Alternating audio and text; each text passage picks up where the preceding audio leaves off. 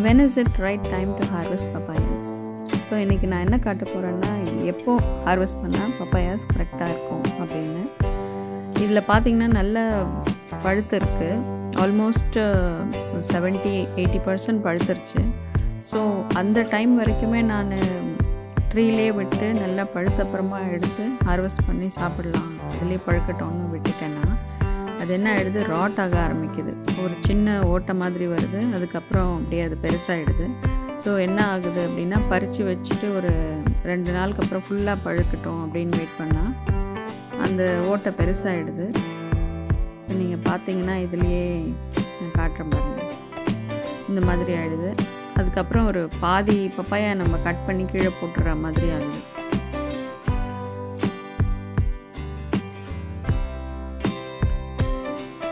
So இது ஃபுல்லாக பழுத்துருச்சு, ஆனாலும் இந்த இடம் பார்த்திங்கன்னா ராட் ஆயிடுச்சு.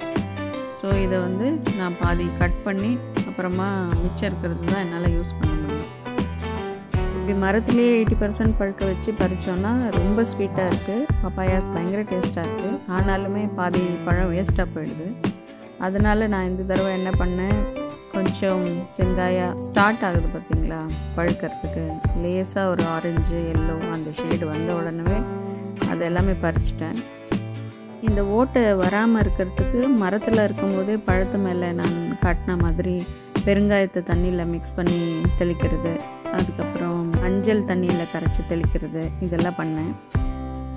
இப்போ இந்த ஸ்டேஜில் நான் பறித்ததுனால இதில் ஒரு ராட் கூட இல்லை, எங்கேயுமே ஒரு ஓட்டையோ எதுவுமே இல்லை, க்ளீனாக இருக்குது.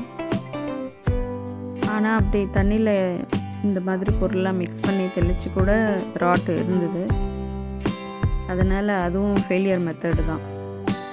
ஸோ இதுதான் கரெக்டான ஸ்டேஜ் நம்ம பப்பாயாஸ் ஹார்வெஸ்ட் பண்ணுறதுக்கு.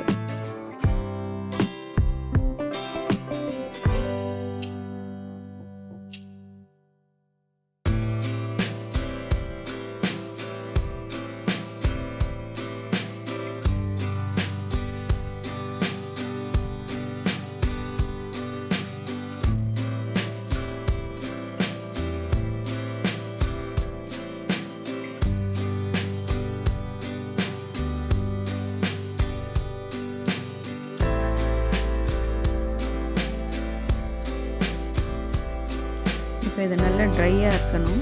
அந்த ஸ்டேஜில் நம்ம ஒரு பேப்பரில், நியூஸ் பேப்பரில் எடுத்து நல்லா சுற்றி கவர் பண்ணி காற்று போகாத அளவுக்கு வச்சிட்டோன்னா ஒரு டெய்லி ஓப்பன் பண்ணி பார்க்கணும் இன் பிட்வீன்.